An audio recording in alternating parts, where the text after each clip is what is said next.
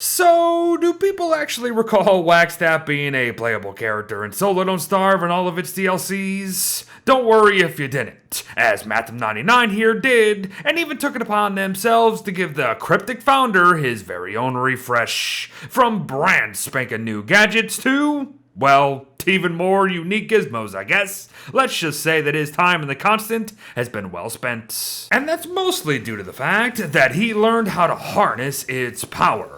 Electrostatic power, that is. The not-to-be-trusted Grandpa can create electrostatic capacitors here that will essentially serve as lightning rods in the palm of your flippin' hand.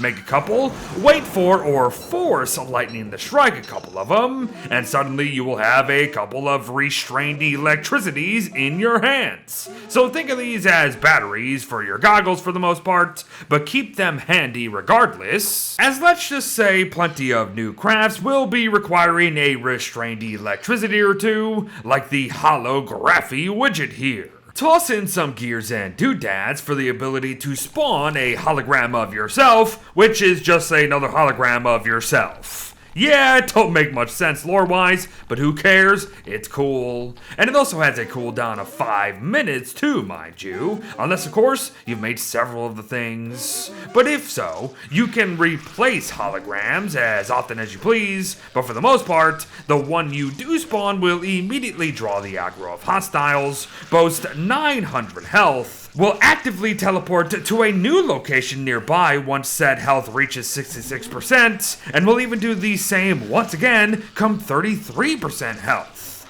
Now its aggro priority is pretty nuts too, so take advantage of the distraction for sure. Also note though that holograms will disappear in 90 seconds regardless, or when killed of course, but have fun. To continue, Wagstaff has also been studying the Constant for so long it seems, that he appears to have harnessed some of its darker magics too, if you know what I mean. His journal here actually has 3 crafts. The one here in Hamlet, a much harder recipe in Don't Starve Shipwrecked, and back to a more accessible one in Reign of Giants, as you can see. But no matter how or where it is made, it's kind of insane. For you see, Wagstaff can read the thing to practically insta-kill up to 12 mobs at once nearby. It's strong, but it needs help to reach that point. Once read, its durability will drop to 0% every time, and the only way to recharge it is through combat with it. Most mobs will give 1% durability per hit, with nightmares granting 2% instead, while boss enemies will actually do the same for some reason, but will still give more durability if they are killed via the journal itself, so be mindful there. Now, keen eyes will have noticed already that damages are rising with durability, and that will rise up to 81.6 overall at 100%. But also note that not only do we need at least 25% to read the journal for a lightning storm, said lightning storm attack also gets more powerful with durability. Up to 201 damage if you're wondering. But shock 'em dead. Cause it's not like the Constant's gonna have anything to say about it in return. Not with the new storm specs at play, that is. Requiring a simple capacitor and not an actual restrained electricity, the specs will protect Wagstaff from all lightning strikes while also safely funneling said lightning into capacitors for you. Not only that though, each lightning strike will actually net us 8 sanity instead of draining it. Enjoy the wetness protection as well, but just mind the durability dropping by 4% per strike. But the last new craft of the day, you ask? The Respiter goggles. Costing cloth and nettles, 2 materials that might cause you some issues in Don't Starve Hamlet here. They are essentially a gas mask clone without the sanity drain, nearsightedness downside, and will even last longer overall. They're simple and probably likely ignorable too. However, I think I'm starting to see what this mod is all about. It's here to help us play Wagstaff through various scenarios a lot easier than he was able to do before while being him specifically. Oh, but before we move on here, know that the craft is also available in Shipwrecked to help counter the poison on the high seas, so make notes. But what about all the other gadgets, Beard? Any tweaks? Some, but not many though. The biggest being those done to Wagstaff's frifocals, as they're not only now called electrofocals, they require a restrained electricity to create instead. But things go well beyond that, trust me. They're now considered the electrical weapons, meaning instead of 50 damage a blast, we will be shooting the electro balls out of our eyeballs at 63.8 damage instead. And yes, this means that wet enemies will take even more damage. Not only that though, they offer us 16 uses instead of the original 10, and will also hit multiple enemies if said enemies happen to be close enough together. It's good stuff, especially since they also no longer set things on fire.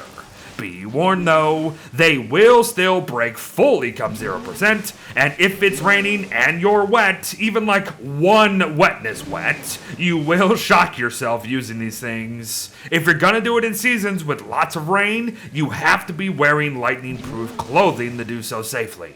But good luck. They are also refuelable now via restrained electricity, so don't forget that either. But to wrap up our day, just a ton of last little notes here. Spectacles cost 2 gold now instead of 1, but also last 15 days over the original 10, so there's that. Visors haven't really changed all that much, but will now provide 20% wetness protection. And Froggles got a bit of a nerf as they no longer really show ghosts, but we can still very clearly see ghosts anyways, and they're also refuelable via electricity, so I wouldn't exactly call it a nerf. Eating anything raw or dry takes 3 health away no matter what now, so that's definitely a nerf. To continue the nerf train though, stale foods only give 25% of their typical health value to Wagstaff, while spoiled foods will actually have 10% less health to give overall in general. To return to not nerf territory, Wagstaff sanity drains 50% slower than others come dusk or night, even while in complete darkness mind you, and 25% slower while in a monster's negative sanity aura, just due to his time spent in the constant, of course. The Telly Brother and Pad both now require an alchemy engine, but the former now has a slightly further range to it with this mod on, and I know it ain't much as you can see, but there is a difference. And finally, the Thumper requires a science machine, and apparently has some better textures to it. Not bad. But to be completely honest with you folks, that was actually not everything still. They made the effect of nearsightedness a little better on the eyes, added a mechanic to keep equipped goggles upon death, and just a tad bit here and there. Read it all for yourself here though. Thanks for watching folks. Well wishes to all. Thanks again Mathem99 and anyone else who worked on the mod for all your hard work, and I'll see you in the next one. Bye bye.